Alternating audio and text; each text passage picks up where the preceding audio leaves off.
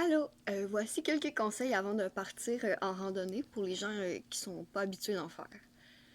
Premièrement, il faut se mettre en forme avant. Si vous pouvez faire de la course, de la marche, juste avoir un minimum de cardio.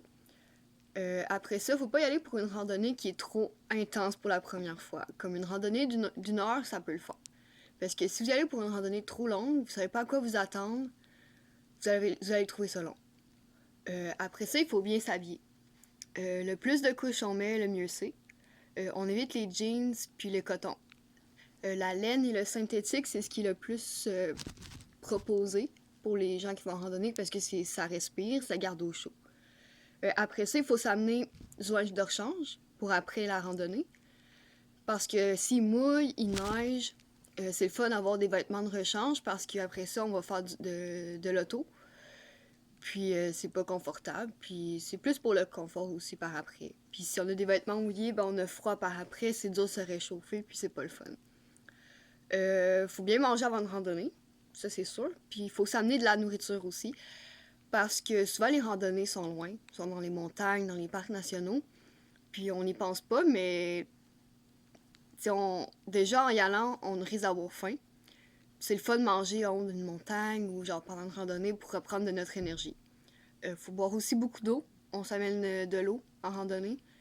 C'est important de beaucoup en boire aussi parce qu'on donne beaucoup d'efforts physiques, on sue beaucoup, on perd notre eau. Puis c'est important de s'hydrater. Après ça, les souliers.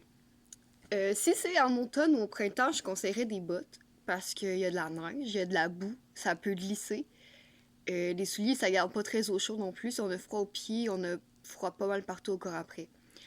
Si vous avez des nouveaux souliers ou des nouvelles bottes, ce serait important de ne pas les mettre avant une randonnée parce que c'est là qu'on les casse, nos souliers, puis c'est là qu'on fait beaucoup d'ampoules. Fait que des souliers qu'on sait qu'on est confortable dedans ou des bottes qu'on est confortable dedans, ce serait l'essentiel. Euh, Si vous allez loin en randonnée, assurez-vous d'avoir du gaz puis un char fiable. Parce que c'est pas le fun de se ramasser avec des problèmes avec un véhicule quand on est vraiment loin de tout. Parce que la remorque, ça va être long, ça va coûter cher. Fait qu'assurez-vous d'avoir du gaz puis un véhicule fiable. Et après ça, indiquez le sentier à quelqu'un de proche ou qui sait que quelqu'un sache où vous allez. Parce que s'il arrive quelque chose, la personne va pouvoir indiquer aux secouristes dans quel sentier vous êtes parti à quelle heure, puis vous êtes dans quelle montagne. Fait que s'il y a une urgence, c'est plus facile de vous retracer pour ça. Puis les plasteurs.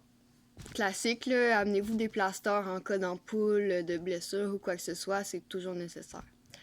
Fait que voilà, c'était ça pour la première petite capsule d'initiation en montagne.